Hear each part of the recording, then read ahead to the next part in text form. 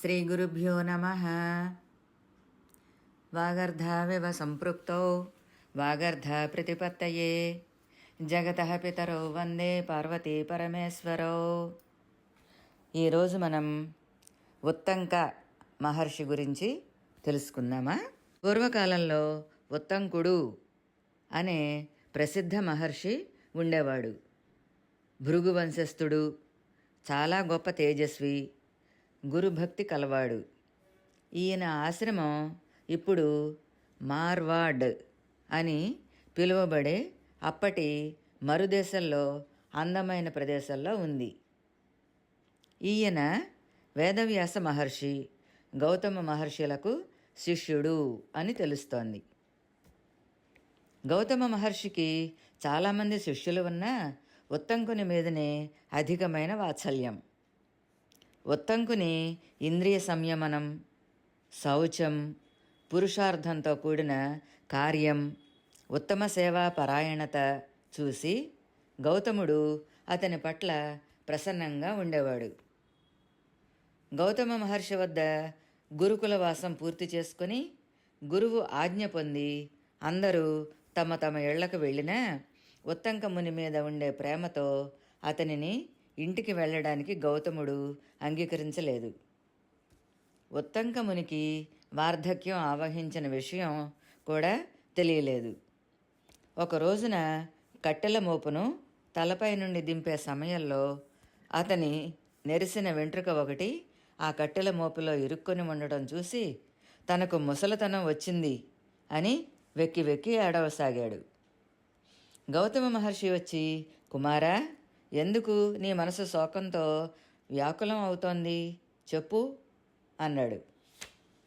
దానికి ఉత్తంకుడు, గురుదేవా, మీకు ప్రియం కలిగించాలి అనే కోరికతో సదా మీ సేవలో గడిపాను.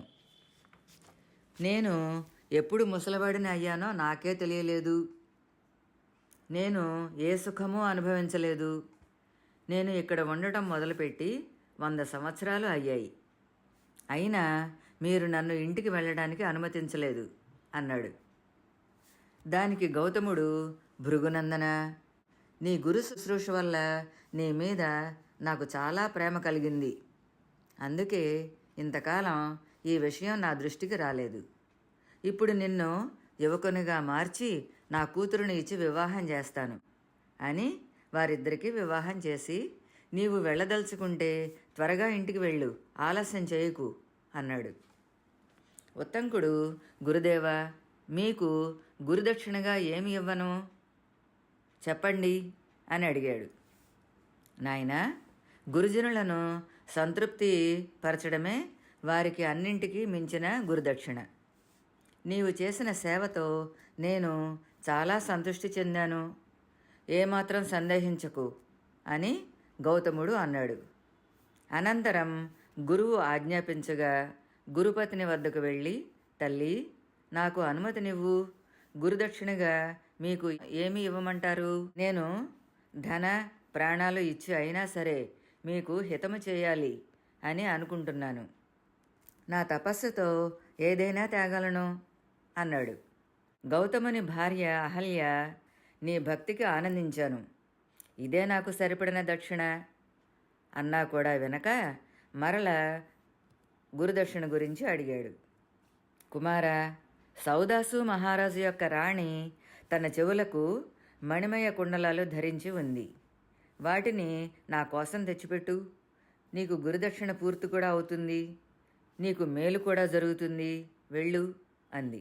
భగీరథుని వంశం వాడైన సుదాసుడు అనే రాజుకి మిత్రసహుడు అనే కుమారుడు కలిగాడు. ఈ మిత్రసహుడు సుదాసుని పుత్రుడు కావున సౌదాసుడు అనే పేరు కలిగినవాడు. ఈ సౌదాసుడు ఒకనాడు జింకను వేటాడుతూ చాలా దూరం వెళ్ళి అక్కడ ఉన్నటువంటి పులుల జంటలో ఆడపులిని తన బాణముతో కొట్టాడు. అది విశాలమగు శరీరముతో రాక్షసిగా మారి పెద్దగా అరుస్తూ కింద పడి చనిపోయింది. దాని భర్త అయిన వ్యాఘ్రాసురుడు, నీకు ప్రతీకారం చేస్తాను అని పలికి అంతర్ధానం అయ్యాడు. చాలా దినముల తరువాత వశిష్ఠాది మహర్షులతో అశ్వమేధ యాగం చేశాడు. యజ్ఞ సమాప్తి తరువాత వశిష్ఠ మహర్షి నదికి స్నానార్థమై వెళ్ళగా అవకాశం కోసం ఎదురుచూస్తూ ఉన్న వ్యాఘ్రాసురుడు వశిష్ఠ మహర్షి వేషములో వచ్చి తనకు భోజనంలో నరమాంసం కావాలి అని చెప్పి ఆ రాక్షసుడే వంటవాడిలో ప్రవేశించి మాంసం వండిపెట్టాడు. వశిష్ఠుడు అది చూసి, ఓ రాజా, నేను తినరాని దానిని నాకు పెట్టావు, కావున నరమాంసము తినే రాక్షసత్వమునే పొందు అని శపించాడు. సౌదాసుడు కూడా జలమును చేతిలోకి తీసుకుని వశిష్ఠుని శపించుటకు సిద్ధపడగా సౌదాసుని భార్య మదయంతి వారించింది. ఆ నీటిని ఎక్కడ పారేయాలో తెలియక తన కాళ్లపై పోసుకున్నందువల్ల సౌదాస మహారాజు పాదములు కాలి మాడి కల్మషములు అయ్యాయి. అప్పటి నుండి ఆయన కల్మాషపాదుడు అయ్యాడు. సౌదాసుడు గురువు పాదములపై పడి వేడుకున్నాడు. అన్ని ఆపదలకు అవివేకమే మూల కారణం అని తలచిన వశిష్ఠుడు, ఈ రాక్షసత్వము శాశ్వతం కాదు, 12 సంవత్సరములు మాత్రమే ఉంటుంది. గంగా స్నానమాడి రాక్షసత్వమును విడిచి తిరిగి నీ రూపమును పొంది నీ రాజ్యమును పాలిస్తావు అని పలికాడు. కుండలాలు తేవడానికి బయలుదేరిన ఉత్తంకుడు మనుష్యులను భక్షించే సౌదాసరాజు వద్దకు చేరుకున్నాడు. ఉత్తంకుడు ఆశ్రమంలో కనిపించకపోవడంతో గౌతముడు తన భార్యను అడిగాడు. దానికి అహల్య తన కోసం కుండలాలు తేవటానికి వెళ్ళాడు అని చెప్పింది. సౌదాసరాజు బ్రాహ్మణుల శాపం వల్ల మనుష్యులను తినే రాక్షసుడు అయ్యాడు. అతనికి ఎలాంటి ఆపద జరగకూడదు అని నా నమ్మకం అన్నాడు. నిర్జల అరణ్యంలో భయంకర ఆకృతితో ఉన్న సౌదాసుడు ఉత్తంకమునిని చూసి, ఏమీ నా భాగ్యం, మీరే స్వయంగా నా వద్దకు వచ్చారు, నేను ఆహార అన్వేషణలో ఉన్నాను అన్నాడు. దానికి ఉత్తంకుడు, రాజా, నేను గురుదక్షిణ కోసం తిరుగుతూ నీ వద్దకు వచ్చినా నన్ను హింసించకూడదు కదా. నేను గురుదక్షిణను ఇచ్చి వచ్చిన తరువాత నీకు ఆహారంగా ఉంటాను. నేను గురువుకు ఇస్తాను అని చెప్పిన వస్తువు నీ అధీనంలోనే ఉంది కాబట్టి మీ నుండి ఆ భిక్షను అర్థిస్తున్నాను. మీ రాణి యొక్క మణిమయ కుండలాలు ఇవ్వమని అడిగాడు. మీరు రాణి వద్దకు వెళ్ళి ఆమెకు నా ఆజ్ఞ అని చెప్పి ఆ కుండలాలు తీసుకోండి అన్నాడు సౌదాసరాజు. ఉత్తంకుడు ఆమె ఎక్కడ ఉంటుందో చెప్పమని అడిగాడు. దానికి సౌదాసుడు, మీకు అడవిలోని ఏ జలపాతం ఒడ్డున అయినా సరే లభించగలదు అన్నాడు. రాజు యొక్క సందేశం విన్న మదయంతి, నా కోసం ఏదైనా గుర్తు తేవలసింది. ఈ మణిమయ కుండలాలు దివ్యమైనవి. దేవతలు, యక్షులు, నాగులు, మహర్షులు రకరకాల మార్గాలలో దొంగిలించి తీసుకుపోవాలి అని సదా అన్వేషణ చేస్తూనే ఉన్నారు. వీటిని నేలపై ఉంచినట్లయితే నాగులు అపహరిస్తారు.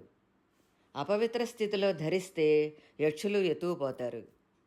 వీటిని ధరించి ఎవరైనా సరే నిద్రపోతే దేవతలు బలవంతంగా హరిస్తారు.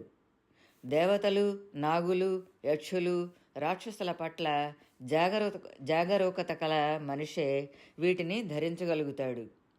వీటి నుండి రాత్రి పగలు బంగారం రాలుతూ ఉంటుంది. వీటిని ధరించడం వలన విషం వల్ల, అగ్ని వల్ల, భయంకర జంతువుల వల్ల, ఆకలి దప్పుల వల్ల భయం ఉండదు. పొట్టివారు, పొడుగువారు ధరిస్తే అవి వారికి తగ్గట్టుగా అవుతాయి. కాబట్టి వీటిని తీసుకువెళ్ళడానికి రాజు వద్ద నుండి ఏదైనా గుర్తింపు తీసుకురమ్మని చెప్పింది. సరేనని ఉత్తంకుడు రాజు వద్దకు వెళ్ళి అడగ్గా, ప్రియా, నేను పొందిన దుర్గతి నాకు మేలు కలిగించేది కాదు. కాబట్టి నీవు నీ మణిమయ కుండలాలను ఈ బ్రాహ్మణుడికి ఇవ్వు అని చెప్పి పంపించాడు. ఉత్తంకుడు రాణి వద్దకు వెళ్ళి రాజు చెప్పిన విషయాలు విని వెంటనే తన 2 కుండలాలు ఉత్తంకునికి ఇచ్చింది. తిరిగి వచ్చిన ఉత్తంకుని సత్యవాదిత్వాన్ని చూసి తిరిగి తన వద్దకు రానక్కర్లేదు అని చెప్పి పంపించేశాడు. ఉత్తంకుడు ఆ కుండలాలను కృష్ణమృగ చర్మంలో మూటకట్టి తీసుకువెడుతూ దారిలో కనిపించిన మారేడు చెట్టుకి ఆ కృష్ణాజనాన్ని కట్టి పండ్లను కోసి కింద పడవేయసాగాడు. అతడు తుంచిన చాలా పళ్ళు కుండలాలు కట్టి ఉంచిన ఆ కృష్ణాజనం మూటలో పడి ఆ తాకిడికి ముడి విడిపోయి అది కుండలాలతో సహా కింద పడిపోయింది.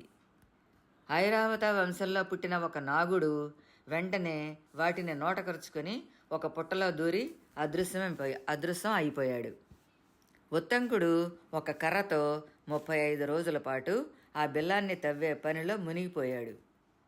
దానిని చూసిన ఇంద్రుడు రథంపై వచ్చి ఉత్తంకుని దుఃఖం చూసి, నాగలోకం ఇక్కడకు 1000 యోజనాల మైళ్ళ దూరంలో ఉంది, నీకు ఈ పని అసాధ్యం అన్నాడు. అలా అయితే నేను ఇక్కడే ప్రాణత్యాగం చేస్తాను అన్నాడు ఉత్తంకుడు. వజ్రధారి ఇంద్రుడు ఉత్తంకుని కర్రకు చివర తన వజ్రాస్త్రాన్ని బిగించాడు. దాని ద్వారాగా నాగలోకం ప్రవేశించాడు. నాగలోకం యొక్క వైభవాన్ని చూసి ఉత్తంకుడు హతాశుడయ్యాడు. ఇంతలో ఒక గుర్రం అతని దగ్గరకు వచ్చింది. దాని తోక, వెంట్రుకలు తెల్లగాను నల్లగాను, కన్నులు, ముఖము ఎర్రగాను తేజస్సుతో జ్వలిస్తూ ఉంది. అది ఉత్తంకునితో, నాయనా, నా అపాన మార్గం అంటే గుదంలో ఊదు, నీకు కుండలాలు లభిస్తాయి అన్నది. ఉత్తంకుడు, మీరెవరో తెలుసుకోవాలి అని ఉంది అన్నాడు. ఆ గుర్రం ఉత్తంకునితో, నేను నీ గురువుకు కూడా గురువును, జాతవేదుడు అయిన అగ్నిని, నేను నీకు మేలు చేస్తాను అన్నది. ఉత్తంకుడు అగ్నిదేవుని ఆదేశాన్ని పాటించగా అగ్ని ప్రజ్వరిల్లి ఆ అగ్ని యొక్క రోమకూపాల నుండి దట్టంగా పొగలు లేచి అంతా చీకటి అలుముకొంది. దానితో నాగులు అతనికి అర్ఘ్యపాద్యాదులు సమర్పించి దివ్య కుండలాలు తిరిగి ఇచ్చారు. ఉత్తంకుడు ఆ కుండలాలను గురుపతినికి ఇచ్చి జరిగిన వృత్తాంతం అంతా వినిపించాడు. అత్యంత మహిమ కలవాడు, మహాతపస్వి అయిన ఉత్తంకుడు ఈ కారణం వల్లనే జనమేజయుని వద్దకు వెళ్ళి అతని తండ్రి అయిన పరీక్షిత్తు మరణానికి నాగులే కారణము అని చెప్పి జనమేజయుని చేత సర్పయాగం చేయించగా చివరలో ఆస్తిక మహర్షి వచ్చి మాన్పించాడు. కురుక్షేత్ర యుద్ధం తరువాత శ్రీకృష్ణుడు హస్తినాపురము నుండి ద్వారకకు బయలుదేరి వెడుతూ ఉండగా దారిలో మరుభూమిని చేరుకున్నాడు. అక్కడ అమిత తేజస్వి అయినటువంటి ఉత్తంక మునిని కృష్ణుడు దర్శించి పూజించాడు. ముని కూడా ఆయనకు స్వాగతం ఇచ్చి సత్కరించాడు. పరస్పర కుశలం తరువాత ఉత్తంక ముని శ్రీకృష్ణునితో, శ్రీకృష్ణ, నీవు కౌరవ పాండవుల ఇంటికి వెళ్ళి సంధి చేయించి వస్తున్నావా, లేక వారి మధ్య సోదర ప్రేమ స్థిరపడిందా? వారు నీకు చుట్టాలు ప్రియులు కదా, నీవు ప్రయత్నిస్తే కౌరవ పాండవుల మధ్య సంధి కుదురుతుంది అని నేను ఎప్పుడూ అనుకుంటూ ఉంటాను. నా ఆశలు అసఫలం కాలేదు కదా అని అడిగాడు. దానికి కృష్ణుడు, మహర్షి, నేను కౌరవుల వద్దకు వెళ్ళి వారిని శాంతింపచేయడానికి గొప్ప ప్రయత్నమే చేశాను, కానీ వారు ఏ రకంగానూ సంసిద్ధులు కాలేదు. ఆ కారణంగా వారందరూ పుత్రులతోనూ బంధువులతోనూ యుద్ధంలో మరణించారు. ప్రారబ్ధ విధిని ఎవరూ తప్పించలేరు. కౌరవులు నా యొక్క, భీష్ముని యొక్క, విదురుని యొక్క అభిప్రాయాన్ని కూడా తోసిపుచ్చారు. అందుకే వారు తమలో తాము పోరాడి నశించారు. ధృతరాష్ట్రుని పుత్రులలో యుయుచ్చుడు, పాండవులు తప్ప అందరూ చనిపోయారు అనగా శ్రీకృష్ణుని మాటలు విని ఉత్తంకుడు కోపముతో, కౌరవులు నీకు చుట్టాలు, ఇష్టులు, అయినా సరే శక్తి కలిగి ఉండి కూడా నీవు వారిని రక్షించలేదు, కాబట్టి నేను నీకు శాపం ఇస్తాను అన్నాడు. కృష్ణుడు, ఓ భృగునందన, ముందు నా మాట వినండి. నేను మీకు ఆధ్యాత్మిక విషయం చెప్తున్నాను. మీరు తపస్సులు కాబట్టి దానిని విన్నాక కావాలి అంటే నాకు శాపం ఇవ్వండి అన్నాడు. మహర్షి, సత్వ రజో తమో గుణాలు అన్నీ నన్నే ఆశ్రయించి ఉన్నాయి. రుద్రులు వసువులు కూడా నా నుండే పుట్టారు. ప్రాణులన్నీ నాలోనే ఉన్నాయి. నేను ప్రాణులు అందరిలోనూ ఉన్నాను. విద్వాంసులు చెప్పే సత్ అసత్ అనేవి వ్యక్తావ్యక్తములు క్షరాక్షరములు అన్నీ కూడా నా స్వరూపములే. చతుర్వర్ణాలు చతుర్ధర్మాలు వేదోక్త కర్మలు నాకంటే భిన్నమైనవి కావు. ఓంకారంతో మొదలయ్యే 4 వేదాలు నేనే. ప్రాణులు అందరి సృష్టి సంహారాలు నాలోనే జరుగుతాయి. యుగాలు మారినప్పుడల్లా ప్రజాక్షేమం కోసం నేను భిన్న భిన్న యోనులలో ప్రవేశించి ధర్మ మర్యాదను పాటిస్తాను. ఇప్పుడు నేను మనుష్యునిగా జన్మించాను కాబట్టి కౌరవులపై నా శక్తిని ప్రయోగించకుండా ముందు వారిని అర్థించాను. వారు మోహగ్రస్తులై నా మాట వినలేదు కాబట్టి యుద్ధంలో ప్రాణాలు కోల్పోయి ఇప్పుడు స్వర్గానికి చేరుకున్నారు అని చెప్పాడు. శ్రీకృష్ణుడు ఉపదేశించిన జ్ఞానాన్ని విన్న ఉత్తంకముని, మీ పట్ల నాకు భక్తి పరిపూర్ణమైంది కనుక మీకు శాపం ఇచ్చే ఆలోచన లేదు. మీ కృపకు అర్హుడిని అయితే నాకు మీ ఈశ్వరీయ స్వరూపాన్ని చూపండి అని అడిగాడు. సరే అని ఉత్తంకమునికి తన సనాతన విశ్వరూపాన్ని చూపించాడు కృష్ణుడు.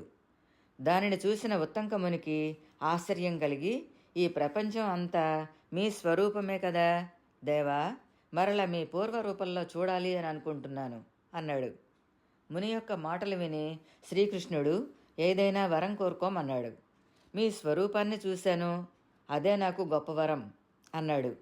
అయినా సరే కృష్ణుడు వరం కోరుకోమని మరల అడగ్గా, ఈ మరుభూమిలో నీరు చాలా దుర్లభం కావున నాకు యథేచ్ఛగా నీరు దొరికేలాగా వరం ఇవ్వమని అడిగాడు. శ్రీకృష్ణుడు తన తేజస్సును ఉపసంహరించి, మహర్షి, నీరు మీకు అవసరమైనప్పుడు నన్ను స్మరించండి అని చెప్పి ద్వారకకు వెళ్ళిపోయాడు. ఒక రోజున ఉత్తంకుడు నీటి కోసం నలువైపులా తిరుగుతూ కృష్ణుని స్మరించాడు. ఇంతలో దిగంబరుడైన చండాలుడు, అతని చుట్టూ కుక్కలు, అతడు భయంకరంగా ఉండి మూత్రేంద్రియం నుండి జలధార కిందకి పడుతూ కనిపించింది.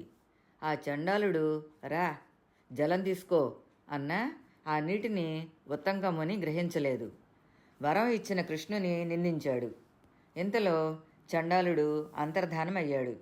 కృష్ణుడు ప్రత్యక్షం అవగా, పురుషోత్తమ, బ్రాహ్మణుడికి మూత్రజలాన్ని ఇవ్వడం మీకు సమంజసమా అన్నాడు. మీకు ఇచ్చిన దాన్ని గ్రహించలేకపోయారు. నేను ఇంద్రుని వద్దకు వెళ్ళి ఉత్తంకమునికి జలరూపంలో అమృతం ఇవ్వు అని చెప్పాను. ఆయనే ఈ చండాల రూపంలో వచ్చాడు.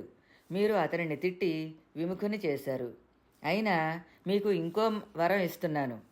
మీకు నీరు కావాలి అనే కోరిక కలిగినప్పుడల్లా మరుభూమిలోని ఆకాశంలో నీటితో నిండిన మేఘాలు మీకు స్వాదు జలాన్ని సమర్పిస్తాయి. అవి ఉత్తంక మేఘాలు అనే పేరుతో ప్రసిద్ధి పొందుతాయి అన్నాడు. ఇప్పటికీ మరుభూమిలో ఉత్తంకము అనే మేఘాలు వర్షిస్తూనే ఉంటాయి. ఈ విషయాలన్నీ మనకు భారతం ద్వారాగా తెలుస్తున్నాయి. ఒకసారి ఉత్తంక మహర్షి విష్ణు భగవానుని అనుగ్రహం కోసం అనేక సంవత్సరాలు తపస్సు చేయగా భగవానుడు అనుగ్రహించి ప్రత్యక్షమై వరం కోరుకోమన్నాడు. నీ దర్శనమే నాకు పెద్ద వరం అన్నాడు. వరం గురించి పట్టుపట్టగా, నా బుద్ధి ఎల్లప్పుడూ శమధమాదుల యందు, సత్వ భాషణమందు, ధర్మమునందు మీకు సేవ చేసే అలవాటును విడవకుండేలాగా అనుగ్రహించమని అడిగాడు. దానికి భగవానుడు ఉత్తంకునితో, నీవు అడిగినది సంపూర్ణంగా జరుగుతుంది. అదే కాక దేవతల యొక్క, ముల్లోకాల యొక్క గొప్ప కార్యం సిద్ధింపచేసే యోగ విద్య కూడా నీకు హృదయాల్లో స్ఫురిస్తుంది. ఇక్ష్వాకు వంశంలో బృహదస్వుడు అనే రాజకుమారుడు కువలాస్వుడు అనేవాడు నా యోగ బలాన్ని ఆశ్రయించి నీ ఆజ్ఞతో ముల్లోకాలను నశింపచేయటానికి తీవ్రమైన తపస్సు చేస్తూ ఉన్న దుంధు అనే పేరు గల అసురుని చంపుతాడు. అప్పటి నుండి కువలాస్వుడు దుంధుమారుడు అనే పేరుతో ప్రసిద్ధి పొందుతాడు అని ఉత్తంకునితో చెప్పి విష్ణువు అంతర్ధానమయ్యాడు. బృహదస్వుడు తన కుమారుడైన కువలాస్వనకు యోగ్యత వచ్చిన తరువాత రాజ్యాభిషిక్తుని చేసి తాను తపస్సు చేసుకోవటానికై అడవికి వెళ్ళటానికి సిద్ధమయ్యాడు. ఆ సమయంలో ఉత్తంక మహర్షి బృహదస్మునితో, ప్రజలను రక్షించడం నీ కర్తవ్యం. ఇక్కడ ఉండి ప్రజలను రక్షించడం వలన వచ్చే పుణ్యం తపస్సు వల్ల వచ్చే పుణ్యం కన్నా కూడా ఎక్కువ. మరుదేశంలో ఆ ఆశ్రమ సమీపంలోనే ఉజ్జాలక సాగరం అనే పేరు గల ఇసుకతో నిండిన ఒక సముద్రం ఉంది.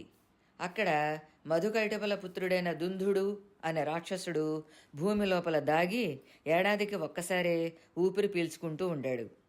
అతడు ఊపిరి వదిలినప్పుడు పర్వతాలు వనాలతో సహితంగా భూమి కంపించి వాడి శ్వాసకి చెలరేగిన ఇసుక తుఫాను సూర్యుని కూడా కప్పివేసేంత ఎత్తుకి లేచి 7 రోజుల పాటు భూమి కదులుతూనే ఉంటూ అగ్నిజ్వాలలు, నిప్పురవ్వలు, పొగలు లేస్తూ కలిగిన ఉత్పాతాలు కారణంగా మేము ఆశ్రమంలో ఉండటం కష్టమైపోతోంది. మనుష్యుల క్షేమం కోరి ఆ దైత్యుని వధించమని బృహదస్వని కోరగా నేను ఆయుధాలు విసర్జించాను. నా పుత్రుడైన కువలాశ్వుడు మీ అభీష్టాన్ని నెరవేరుస్తాడు అని చెప్పి తన కుమారునకు ఆ పనిని ఆదేశించి తపోవనానికి వెళ్ళిపోయాడు. కువలాశ్వుడు విష్ణు భగవానుని తేజస్సుతో వృద్ధి పొంది యుద్ధానికి సముద్ర తీరం చేరి 7 రోజుల పాటు 4 వైపులా ఇసుకను తవ్వగా దుందువు అనే రాక్షసుడు సూర్యకాంతితో వెలిగిపోతూ ప్రళయ కాలాగ్ని వలె పడమటి దిక్కును ఆశ్రయించుకొని నిద్రపోతున్నాడు. కువలాశ్వని పుత్రులు వేసిన ఆయుధాల దెబ్బలకు దుందుడు లేచి వారి అస్త్రాలను మింగివేశాడు. రాజకుమారులు అందరూ దుందుని క్రోధాగ్నిలో భస్మం అయిపోయారు.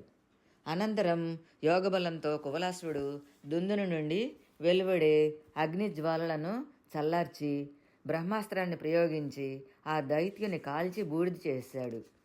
దుందుని చంపిన కారణంగా కువలాశ్వుడు దుందుమారుడు అనే పేరు పొందాడు అని భారతం వల్ల తెలుస్తోంది. ఒకనాడు చౌర్యమునందు వ్యామోహము కల గులికుడు అనువాడు సౌవీరరాజు నగరంలో శ్రీహరి మందిరంలో గల బంగారం కోసం ప్రవేశించి అక్కడ గల ఉత్తంకమునిని చూసి వధించడానికి నిశ్చయించి ఖడ్గమును ఎత్తగా, ఓ సాధు, నిరపరాధినియగు నన్ను వ్యర్థముగా ఎందుకు చంపుతున్నావు? పరుల హితమును కోరు సజ్జనుడు వినాశకాలమున కూడా ద్వేషమును చూపడు. చందన వృక్షము తనను నరుకుచూ ఉన్న గొడ్డలకు కూడా సుగంధమును ఇస్తుంది. ఇహపరములలో వెంట తోడుగా ఉండునవి ధర్మార్థములు మాత్రమే అని పలికిన ఉత్తంకుని మాటలను విని క్షమించమని ప్రార్థించాడు. పూర్వజన్మములో చేసిన పాపముల చేత ఈ వ్యాధి జన్మం వచ్చింది. నేను ఈ పాపములను ఎన్ని జన్మలలో అనుభవించాలో అని తనలో తాను నిందించుకొనిన గులికును చూచి దయాళువైన ఉత్తంకుడు విష్ణుపాదోదకమును వాడిపై చల్లగా ఆ గులికుని పాపముల నశించి, ఓ ఉత్తంకముని శ్రేష్ఠ, మీరు నాకు గురువర్యులు. మీ అనుగ్రహము చేత నేను పాపముల నుండి ఈ శరీరమున నుండి విముక్తుడనయ్యాను. నేను చేసిన దానిని క్షమించు అని ఉత్తంకునిపై పుష్పవర్షం కురిపించాడు. తపోనిధియగు ఉత్తంకుడు శ్రీమన్నారాయణుని స్తుతించగా ఆయన ఉత్తంకుని వరం కోరుకోమన్నాడు. నాకు వేరు వరములతో పని లేదు, ఎన్ని జన్మలలో అయినా నీ యందు దృఢమైన భక్తిని ఇమ్ము అనగా శ్రీహరి తన శంఖముతో ఉత్తంకుని స్పృశించి యోగులకు కూడా దుర్లభమైన ఉత్తమమైన జ్ఞానమును ప్రసాదించి నరనారాయణాశ్రమమునకు వెళ్ళి క్రియాయోగముతో నన్ను ఎప్పుడూ ఆరాధించు, మోక్షమును పొందగలవు అని వరం ఇచ్చి అంతర్ధానం అయ్యాడు. ఆ విధంగా ఉత్తంకుడు నరనారాయణ ఆశ్రమమునకు వెళ్ళి అక్కడ హరిభక్తి భావముతో శ్రీహరిని పూజించి క్రియాయోగపరుడై జ్ఞాన విజ్ఞాన సంపన్నుడై దుర్లభమైన శ్రీహరి పరమపదమును పొందాడు అని మనకు నారద పురాణం వల్లగా మనకు తెలుస్తోంది. ఓం ఉత్తంక మహర్షియే నమః. స్వస్తి.